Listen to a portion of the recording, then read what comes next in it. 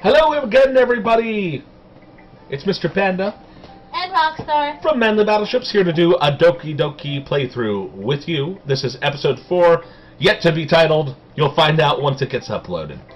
When we left off, we had already gone through another bout of poem making, righteousness, and all that good stuff, and we're about to start reading them again. The second bout of poems going through each of the characters. The story so far is we are being good and godly people. And hopefully all you have started to feel an exuberance by being on this path of moral righteousness with us. So, that's the story so far. If you're just joining us for the first time, of course, I'm going to be the protagonist and the narrator, and Roxstar is providing all the accessory characters. And for the last time that I'll say it, because by this point, you should already have figured it out. No, the game hasn't been spoiled for me. You can keep asking me, no, never seen a playthrough before. I don't understand any of the vague references people make online. It's all new and fun to me. So, starting in. Here we find ourselves in another dilemma. Who do we go with? Now, last time I made a big deal out of pecking order, according to perceived righteousness. But this time, I think that we're just going to have to bowl through it because I have to read them all anyway. So, let's start with the simplest, Sayori.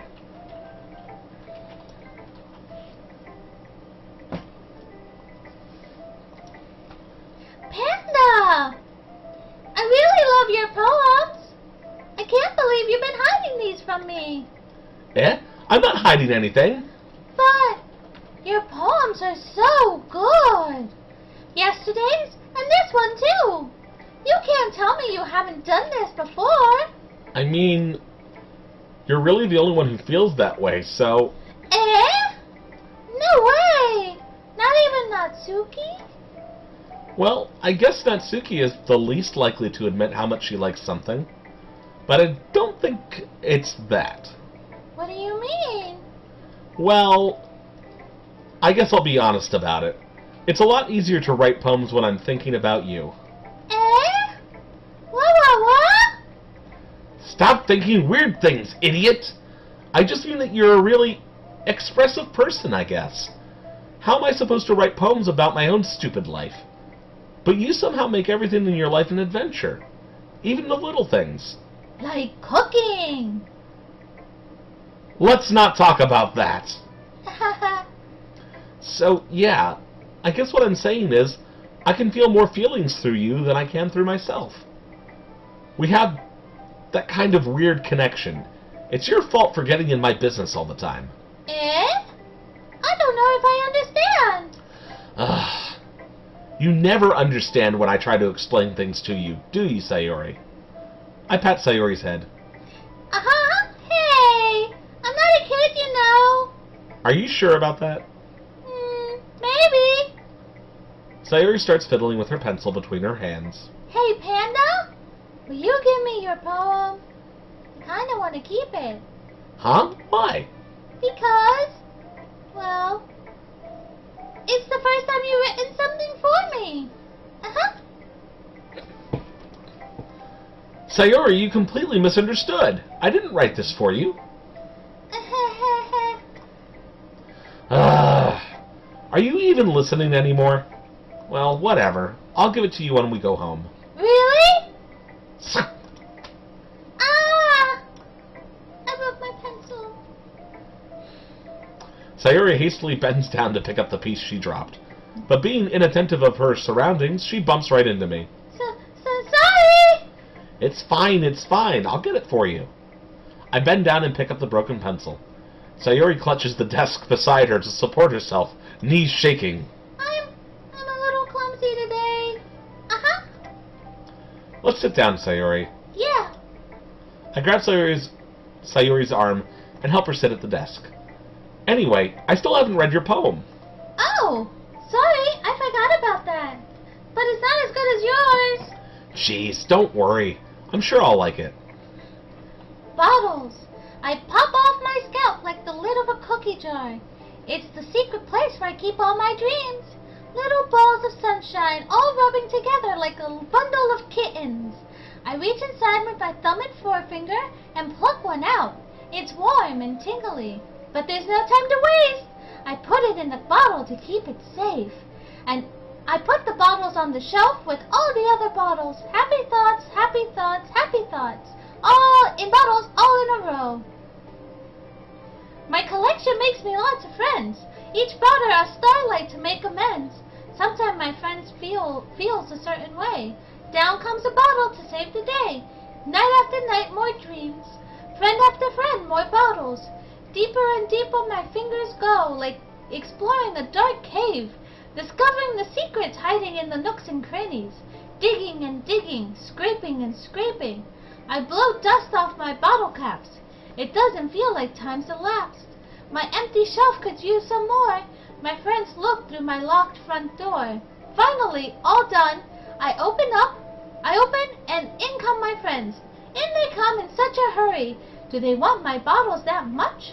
I frantically pulled them from the shelf, one after the other, holding them out to each and every friend, each and every bottle.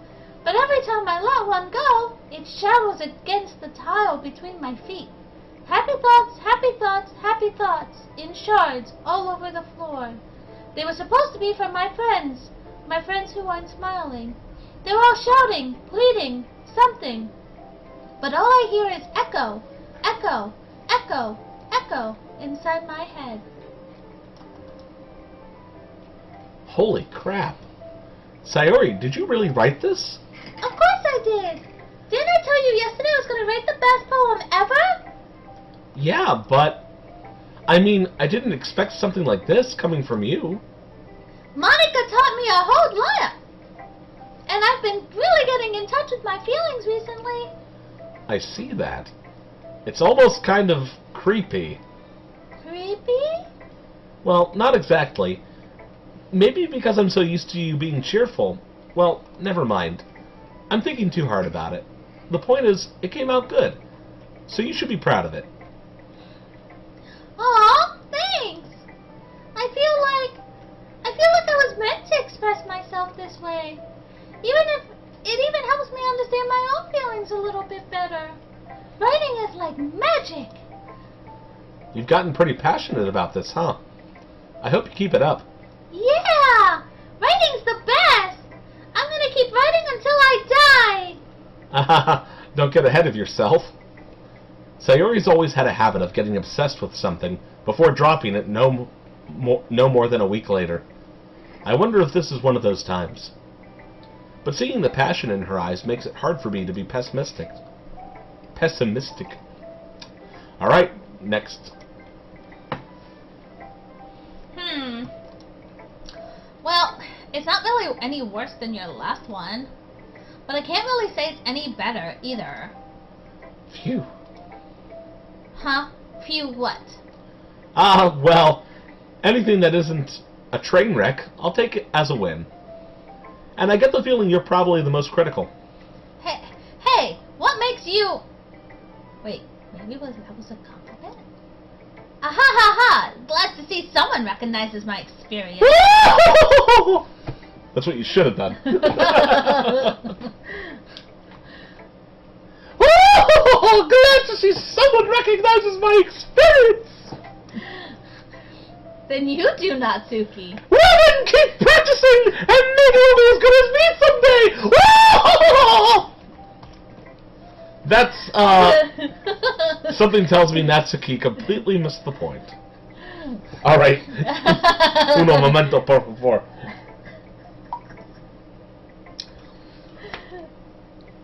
I thought that was you getting a drink so you can do Natsuki. Come to think of it, this kind of reminds me of Sayori's poem from yesterday. You think so? Yeah, well, I guess if you've been friends with her for so long, you might be on the same wavelength, but you've never really struck me as her type. Sayori has a type all of a sudden? Well, I don't know, but I'll say, how can someone so, fluffy spend so much time with someone like you? It's like she's dragging around a dead weight! That was a little unnecessary. But think of it this way. If it weren't for me, she would probably just fly away like letting go of a balloon. You could say we each take care of each other in our own way. Whatever it is, I don't get it. Oh yeah, I guess I'm supposed to show you my poem. Here. You get to read her poem No, now. you can take back over now. You know what I heard about Amy? Amy likes spiders. Icky, wriggly, hairy, ugly spiders. That's why I'm not friends with her. Amy has a cute singing voice. I heard her singing my favorite love song. Every time she sang the chorus, my heart would pound to the rhythm of the words. But she likes spiders. That's why I'm not friends with her. One time, I hurt my leg really bad. Amy helped me up and took me to the nurse. I tried not to let her touch me. She likes spiders, so her hands are probably gross. That's why I'm not friends with her. Amy has a lot of friends. I always see her talking to people. She probably talks about spiders. What if her friends start to like spiders too? That's why I'm not friends with her. It doesn't matter if she has other hobbies. It doesn't matter if she keeps it private. It doesn't matter if it hurts anyone. It's gross. She's gross. The world is better off without spider lovers. And I'm gonna tell everyone. In the final poem! Oh! Not bad, right? It's quite a bit longer than yesterday's. Yesterday's was way too short. I was just warming up. I hope you didn't think that was the best I could do. No, of course not. Anyways, the message is pretty straightforward in this poem. I doubt I have to explain it. Sometimes you can explain complicated issues with much simpler analogies, and it helps people realize how stupid they're being. Like, anyone would agree that the subject of this poem is just an ignorant jerk. Do you know people like that? Of course, it's how everyone thinks of my... That doesn't matter, it can be about anything. I wrote it to be easy to relate to. Everyone has some kind of weird hobby or guilty pleasure. Something that you're afraid if people find out they make fun of you or think less of you. But that just makes people stupid. Who cares what someone likes, as long as they're not hurting anyone and it makes them happy? I think people really need to learn to respect others for liking weird things. As long as it's not Satanism. Well, you're definitely right. At least I can relate to that. And I'm sure a lot of other people can too. It's what I do best, after all. I don't like writing unless there's a good message to take away from it. Like, conveying emotions is important, but I don't want But I want to make people think, not just feel! Remember that. Is Natsuki just multiple personality disorder Yes. now? Whatever someone's voice gives out. I'm gonna write a good one for tomorrow too, so look forward to it. Oh boy, we're doing this every day. Alright, Yuri's next. Let's see what you've written for today.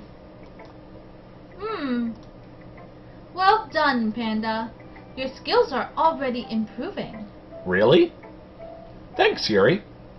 Coming from you, that means a lot. It's nothing. I'm just happy to help inspire fellow writers. I know you're new to this, so don't worry as much if it feels like you can't get your poem to feel perfect. You don't need to be afraid to be a little bit more daring. Metaphors can go a long way. Don't feel like you need to work your brain like turning a bunch of gears. Try letting your mind wander through your feelings, and write down the things you see and hear. That's one way to truly enable your reader to see into your mind. It's a very intimate exercise. I see. That's a certainly interesting technique. Thanks for sharing. I have, well, an example of that if you'd like to read it. Of course. Is this the poem you wrote for today? Yuri nods and timidly hands me her poem. Oh boy, her handwriting. The raccoon. It happened in the dead of night while I was slicing bread for a guilty snack. My attention was caught by the scuttering of a raccoon outside my window.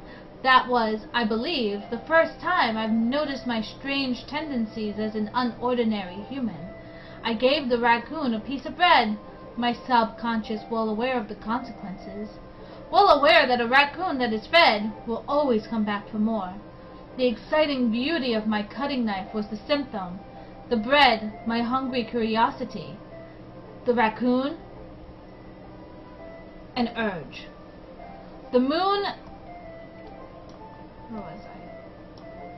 The moon increments its phase and reflects that much more light. Reflects that much more light off my cutting knife. The very same light that glistens in the eyes of my raccoon friend. I slice the bread, fresh and soft. The raccoon becomes excited. Or perhaps I'm merely projecting my emotions onto the newly satisfied animal. The raccoon has taken to following me. You could say that we've gotten quite used to each other. The raccoon becomes hungry, more and more frequently, so my bread is always handy. Every time I brandish my cutting knife, the raccoon shows me its excitement. A rush of blood, classic Pavlovian conditioning. I slice the nut bread, and I feed myself again.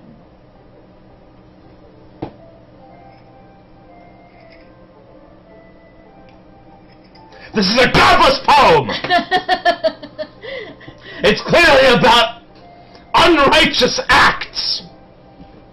Feeding one's urges, my God! Okay. See if I ever court you! I was a little bit more daring with this one than yesterday's. I can see that. Ho ho ho. It's a lot more metaphorical. I don't know if it's my fault, but I can't begin to imagine what this poem is about. Can't you? Doppel me? That's right. It's a bit closer to my preferred writing style.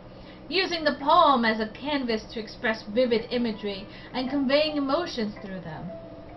Yeah, if I take it at face value, then I can't even figure out what it's supposed to mean.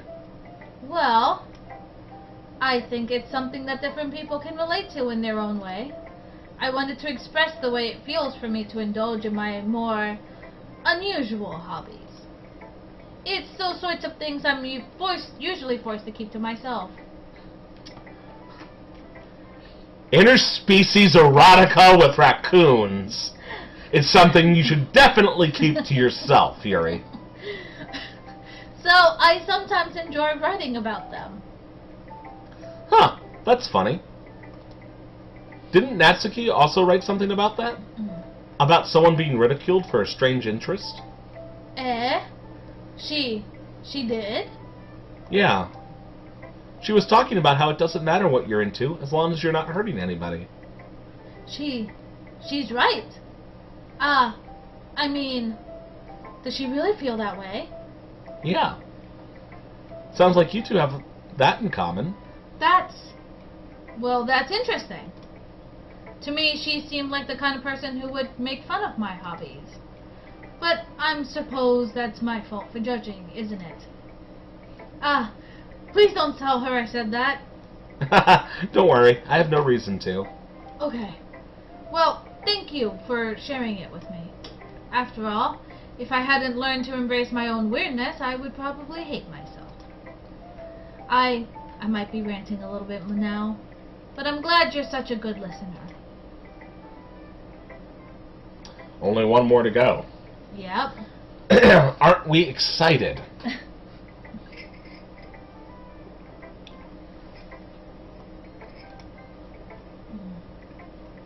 Hi again, Panda. How's the writing going? All right, I guess. I'll take that. As long as it's not going to be bad. I'm happy that you're applying yourself. Maybe soon you'll come up with a masterpiece.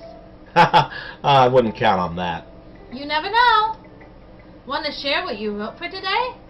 Sure, here you go. I give my poem to Monica. Yes, bask in my righteous glory. Alright. It's pretty good. Makes me think of Sayori, like that other one you wrote. You two are like the dynamic duo. That's kind of exaggerating it. Yeah, probably. But you do spend a lot of time with her, even in this club, don't you? Then again, I don't blame you for being a little shy. I'm not shy, it's just... I'm just kidding. I'm just teasing. I know it takes a little bit of time to make friends with everyone. But Yuri and Natsuki are super interesting people, so don't be afraid to give them their share of time. And you can talk to me every now and then, too. I'm not, like, unapproachable or anything, am I? No, it's nothing like that. I'm just still getting used to being here, that's all. Yeah. I'm sorry if I was putting pressure on you or something. I really didn't mean it like that. No, don't worry. I get what you're saying. Well, alright. But anyway, you want to read my poem now? I like the way this one turned out, so I hope you do too. Alright, let's take a look. Save me.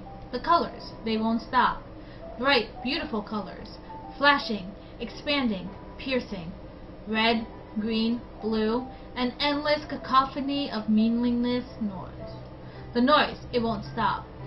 Violent, grating waveforms. Squeaking, screeching, piercing, sine, cosine, tangent, like playing a chalkboard on a turntable. Like playing a vinyl on a pizza crust. An endless poem of meaningless... Load me.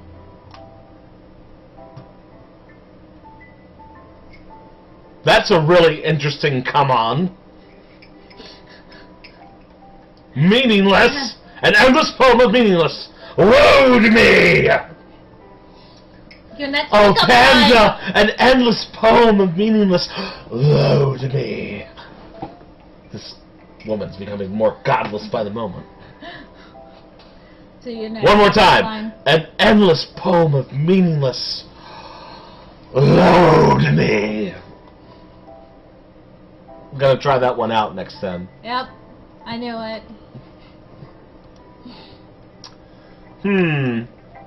It's even more abstract than your last one, huh? I guess it's just the way I write. I'm sorry if you don't like it. No, I never said that. It's just a kind of thing I've never really seen before, I guess. I kind of like playing with my space on the paper. Choosing where and how to space your words can totally change the mood of the poem. It's almost like magic. The way I wrote the lines really short makes it feel like they're trying to speak over the noise. I see. It's still hard for me to tell what it's about, though. Sometimes asking what a poem is about isn't the right question. A poem can be as abstract as a physical expression of a feeling, or a conversation with the reader. So, putting it that way, not every poem is about something. Anyway, here's Monica's writing tip of the day. Sometimes you'll find yourself facing a difficult decision. When that happens, don't forget to save your game. This is getting really meta really fast. What is happening? You'll never know when you might change your mind. Or when something unexpected may happen. Wait, is this tip even about writing? What am I even talking about? That's my advice for today. Thanks for listening. You need a moment, Panda.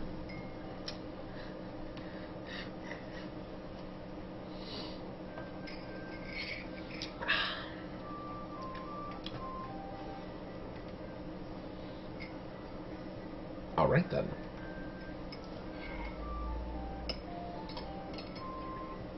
Whenever you're ready. Oh, okay, you're waiting for me. I was waiting for you. Okay, everyone. We're all done reading each other's poems, right? I have something extra planned for today, so if everyone could come and sit in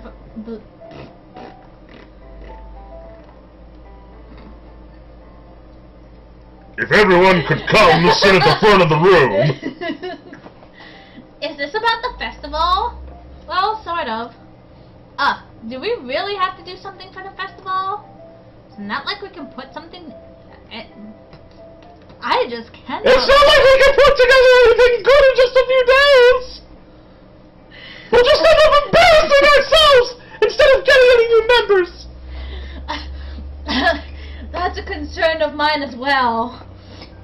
I don't really do well with last-minute preparations. Don't worry so much. We're going to keep it simple, okay? And why am I now suddenly talking like Sayori? Take a second. Oh wait, I do have a substitute voice for Monica. We don't need much more than a few decorations. Sayori has been working on posters and I've designed some pamphlets we can give out during the event. Okay. Okay, that's great and all, but that doesn't tell us what we're actually going to be doing for the event. Ah, sorry, I thought you heard all about it. We're going to be performing. Performing? Monica. Yeah, we're going to be having a poetry performance. Each of us are going to choose a poem to recite during the event. But the cool part is we're also going to let anyone else come up and recite poems too. Sayori's putting on... Sayori's putting it all on the posters in case anyone wants to prepare ahead of time.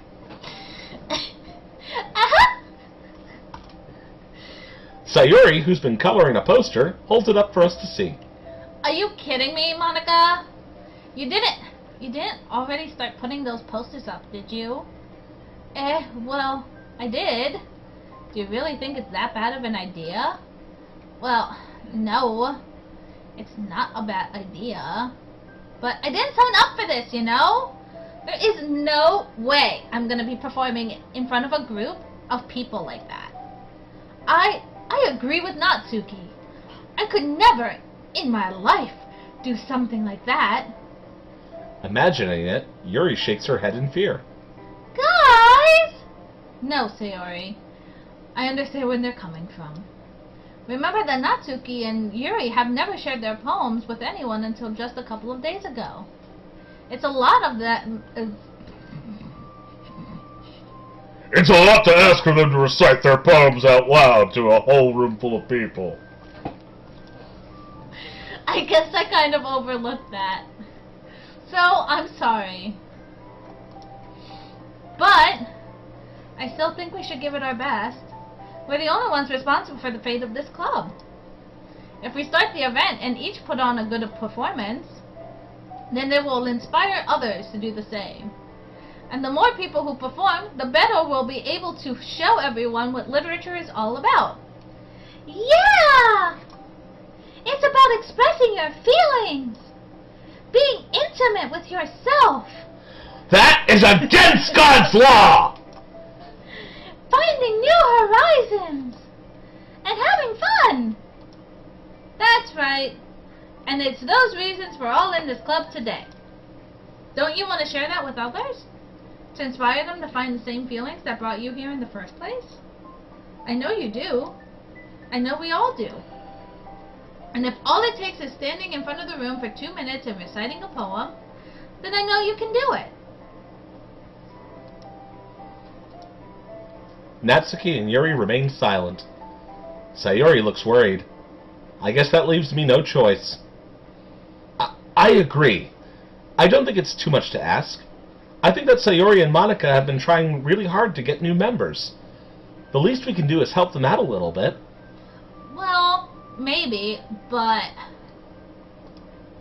It looks like Natsuki doesn't have any arguments left.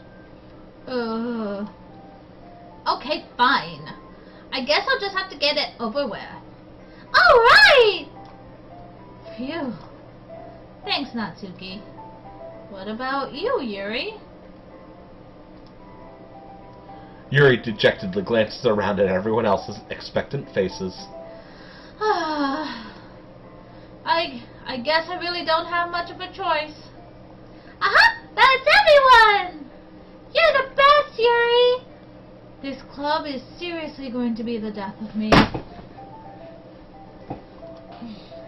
Oh gosh. You'll be fine, Yuri. She says now! But anyway, let's move on to the main event. I want each of you to choose a poem of... We're going to practice reciting them in front of each other. No way! Monica! This is too sudden. Well, if you can't recite your poem in front of the club, how do you expect to do it in front of strangers? Oh no. Don't worry. I'll start off to help everyone feel a little bit more comfortable. Can I go next? Of course. Now let's see. Monica flips through her notebook to the specific poem she has in mind for herself.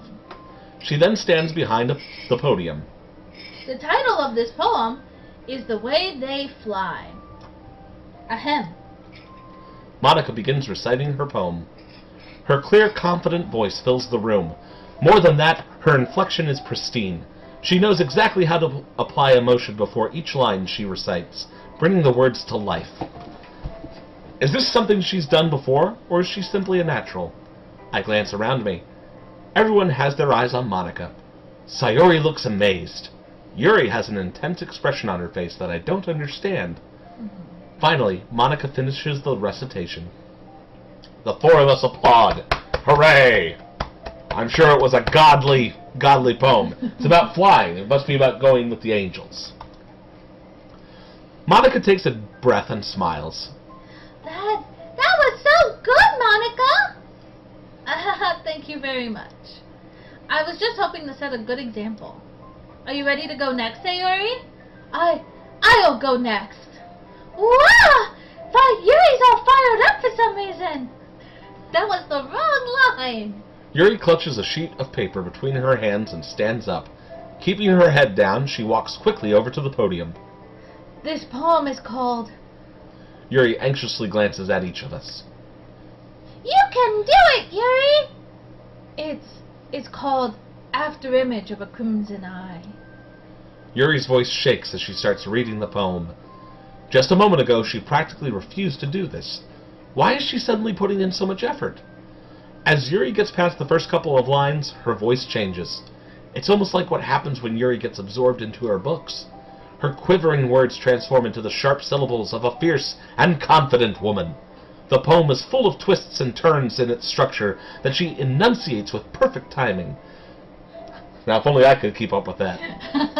This must be a rare glimpse into the whirling fire Yuri keeps concealed inside her head. Suddenly, she's finished.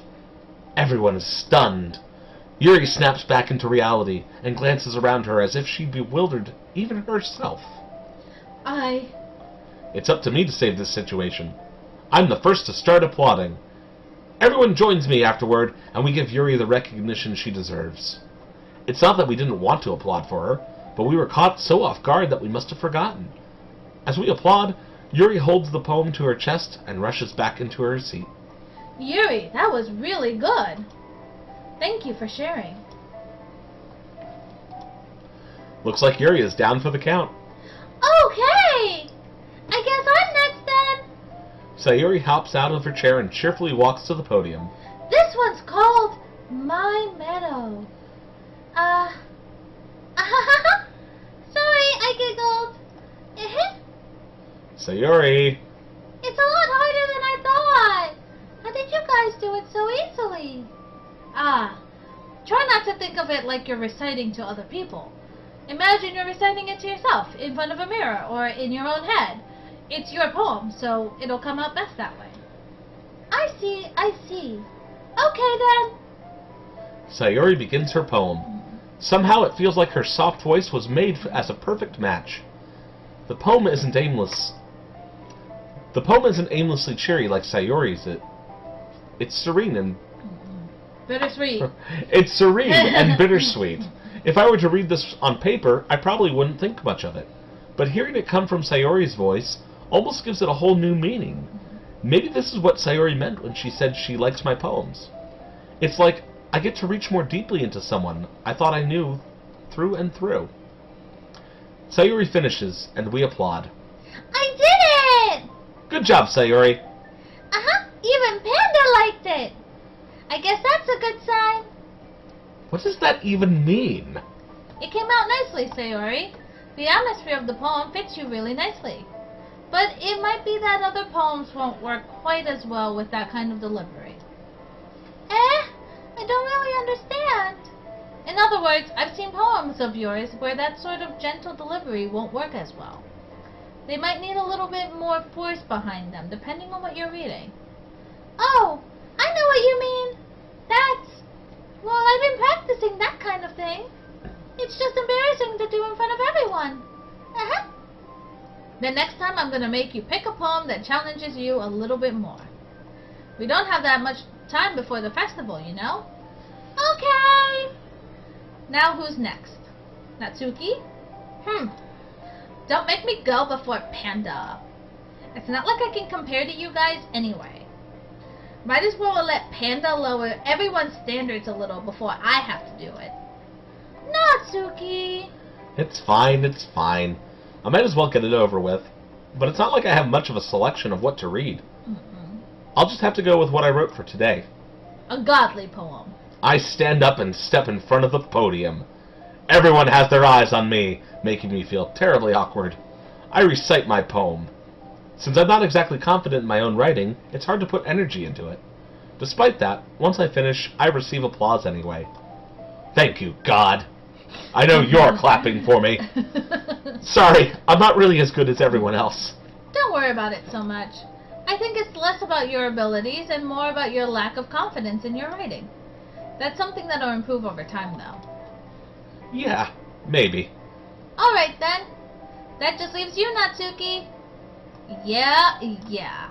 I'm going. Natsuki begrudgingly gets out of her seat and makes her way to the podium. The poem is called... Why are you all looking at me? Because you're presenting? Anyway, the poem is called Jump. Natsuki takes a breath. Once she starts reciting the poem, her sour attitude disappears a little. While she's still a little unenthused, her poem has a rhythm and rhyme to it. It's Natsuki's trademark style, and it works surprisingly well when spoken aloud.